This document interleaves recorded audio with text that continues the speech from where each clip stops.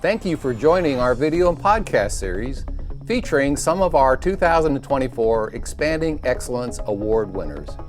This series is brought to you by IUCX, a nonprofit educational entity that provides the largest forum for utility customer service education and networking in the world.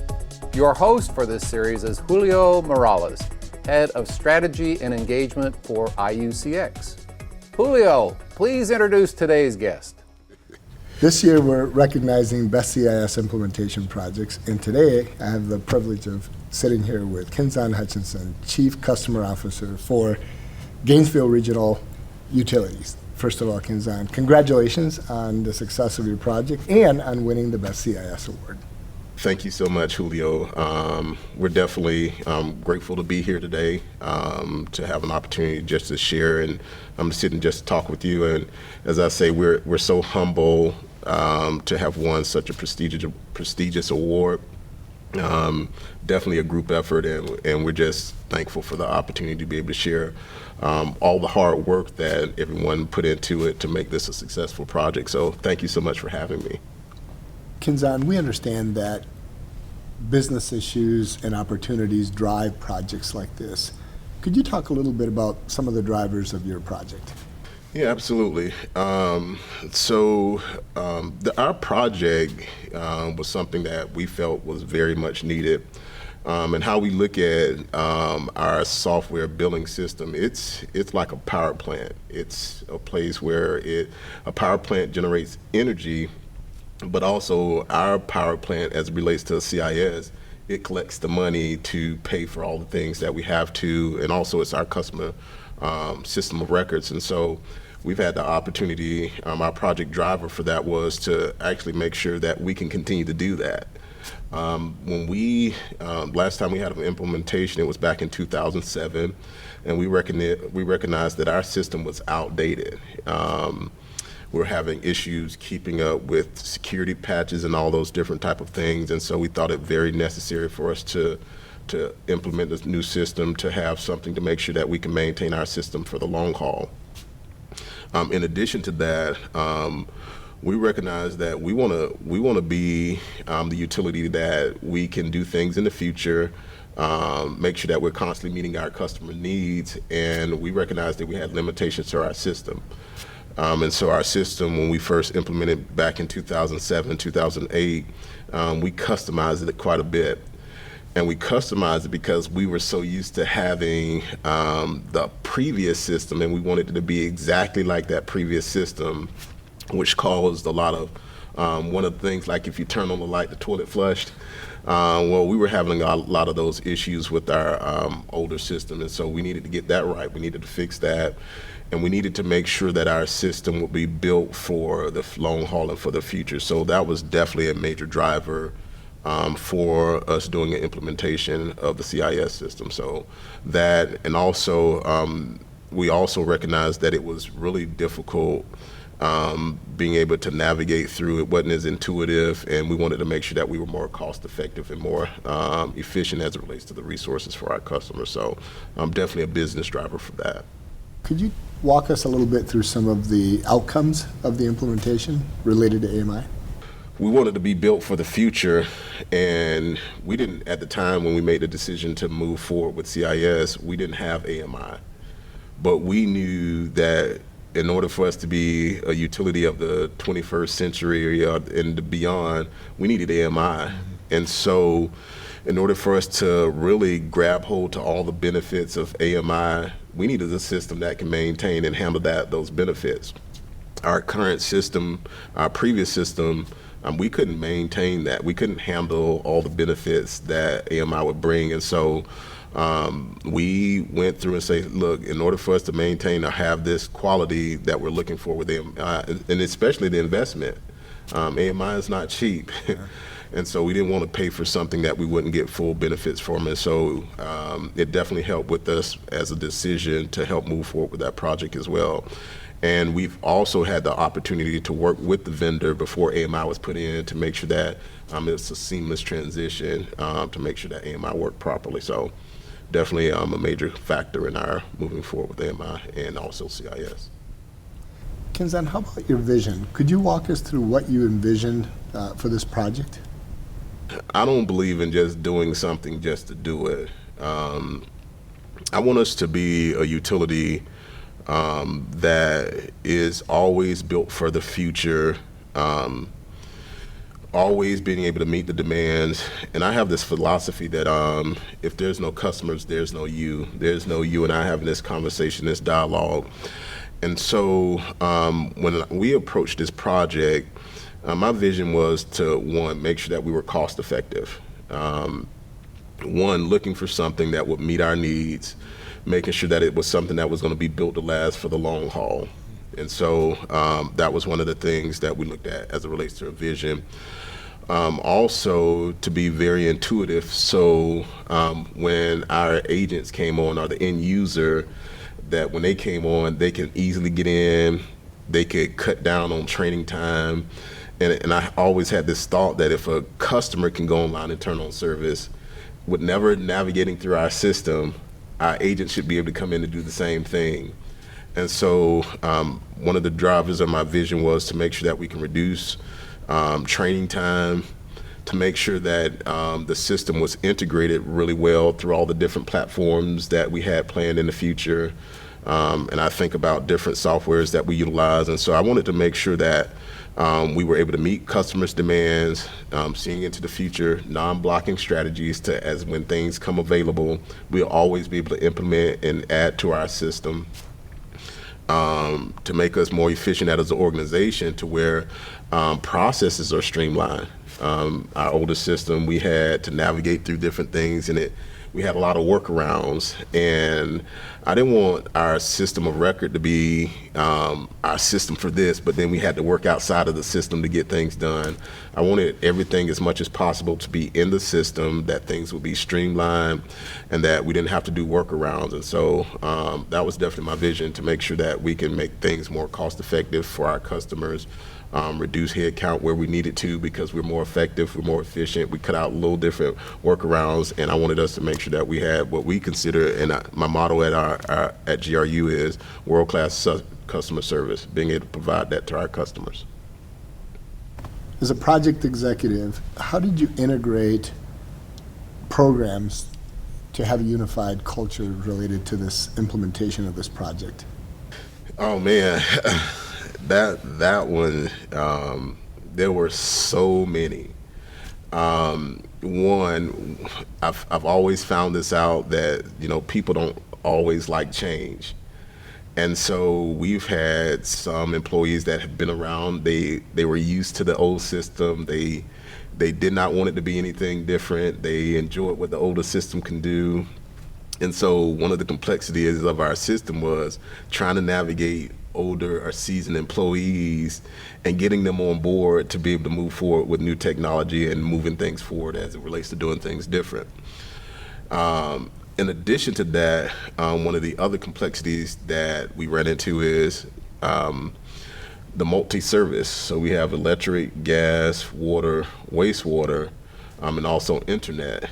And not only that, but our system also does the billing for stormwater and refuse. And so very complex. I often call it GRUnique, G-U-R. Like, it's not unique, it's GRUnique. It's all strictly just our organization, its uniqueness of our organization. And so it was really difficult trying to make sure that we unravel all the different complexities of the project to make sure that things were actually lining up. And so constantly dealing with continuous improvement, trying to make sure that things kept moving forward, making sure that we had all the requirements from a complex system. We had to constantly go back and make sure that, hey, this is what we want, this is what we expect, constantly setting expectations to how things should be at the end as it relates to the vision. It was really challenging to try to navigate through all of those things. In addition to doing an AMI project, can you imagine doing AMI and CIS all at the same time? And I reached out to other utilities and said, hey, how do you manage a CIS and AMI project all at the same time? They said, you don't. Who does that? You don't do that. but we had to navigate that. We had to do that all at the same time with the limited resources. And so we had to really plan out things, make sure that we understood what the end goal and the end results were going to be. We were definitely goal-oriented, goal-driven to make sure that those things were met at the end of the project. And it was just constantly going back and reviewing our progress to make sure that things actually turned out the way our end results wanted them to be. Kenzan, I think my favorite thing that you said is, without the customer, we're not here, right? This wouldn't be taking place. That's great. And it also, you highlighted a lot of complexities for not only existing platforms that you need to do, but also potential new ones down the road. Can you describe a little bit about the complexities that you encountered in the project? Right. Communication is key. So we were definitely, I call it community-based, where we would go out and we would look at pain points from different areas within the organization. Hey, we're getting ready to do this system. What are some pain points that are out there? Because we recognized that it was going to be community utilized. It wasn't just going to be customer service, but it was going to be the finance department. It was going to be IT supporting on the back end. It was going to be the operational folks to make sure that when things are purchased, that they navigate through the system based on customers' needs. And so definitely community-based, to where we reached out to all the parties to make sure that they had a buy-in, they had some type of say, some feedback or input to make sure that we'd have a really good, refined project at the end. The second thing we dealt with was family, because whenever you're doing a major project like this, it's going to be some tough conversations. It's going to be some crying, they call it blood, sweat, and tears, where you're going to have to spend time together. You're going to have to, and we spent a lot of time together. The project was called Project CIS, Improving Customer Experience, and that's what they kind of came up with as a group to say, hey, we're going to improve customer experience, but it's going to take some time. We're going to have to spend time talking, discussing things to help change the way we do business, changing processes, changing procedures, making sure that all these things happen. And so the fact that we've spent a lot of time, of course, everybody's not going to agree on different things, but we're family. We're going to stick together. We're going to make sure that this project is a success. And in that, families stick together no matter what. And so we're in this to the end. And then the last thing is, improving the environment. We really had to make sure that we were constantly improving things, not just leaving things as they were, but constantly improving things to make things better throughout it. So between all of those things, it really helped us be successful through this project. Historically, budgets, timelines have been an issue for CIS projects. They're such big projects. Tell us a little bit about the outcome of your timeline and budget. Thankfully, we did not blow our budget. We came in up underneath our budget. I think we were somewhere around about 2 to 4% up underneath our budget for capital, and I think we're about 40% up underneath our budget for O&M. So we did really well with that. We figured out ways through the project to utilize some of the folks with their day-to-day job to kind of help offset some of the costs that would come on to do backfilling in the whole 9 yards. And so we were definitely able to cut costs with that. As it relates to time frame, as it relates to the project, so we were on budget, actually under budget, which was really good for a project that size. But as it relates to time frame with the budget, you're gonna have to pay for it, or you're gonna have to spend time with it. And so, although we were up underneath budget, it took us 25 months to implement the project. Originally, our scope was to do 18 months. But as we navigated through, we wanted to make sure that we fell at the year-end close. And so it's not that we couldn't have went live around our 18th month, but we wanted to push it out to where it's the opportune time to drop. And that way finance books closed, everything worked out well. And that way we didn't have any issues lingering from an older system, and it helped with our auditing purposes. So we came in well with our budget, and also I think we did fairly well as it relates to the project's timing. Very good, and you keep your CFO happy. We definitely keep our CFO happy when we stay up underneath budget, and also year-end close. Can you tell us a little bit about the improvements to customer service, chief customer officer? So I'm sure that through all of this, and you mentioned a lot of this at the beginning, that, look, not only fix things for today, but also into the future. The customer service related opportunities, improvements that you saw. I'm very pleased with all the different improvements that came with it. And it didn't just come expecting it to show up at the end without reiterating what we're trying to accomplish through our business drivers. And so I think this is key that I mentioned that we harped on these things every week. What our expected outcome was going to be. You have to do that. You have to talk about those things and make sure that it stays at the actual forefront, so no one forgets what it is we're trying to accomplish. So I want to mention that. But as it relates to the things that we saw as improvements, our average handle time has decreased.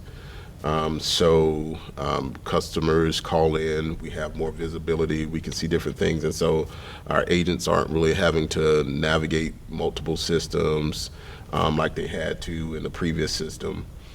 In addition to that, our actual training time decreased because, like I've mentioned before, one of the things that if a customer that's never been through training can go online and start service, we should be able to reduce our training time to be able to do turn on, turn off services and those type of things. And so we were able to accomplish that.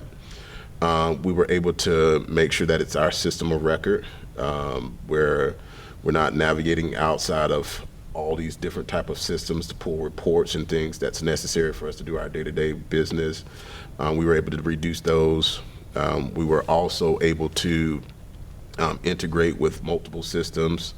That really helps us. It's seamless. We don't have to try to jump around to try to get different buses to actually connect different things. We're right on point. We have our system of record, and it helps us take care of our customers. In addition to that, we went from on-prem to SaaS, software as a service. So now we're fully cloud-based. And so it helps us with our security patches. We stay on the newer version. We stay up to date. We don't have to worry about things being out of date and not being able to have changes where changes are necessary. In addition to that, we are in a place where we're built for the long haul.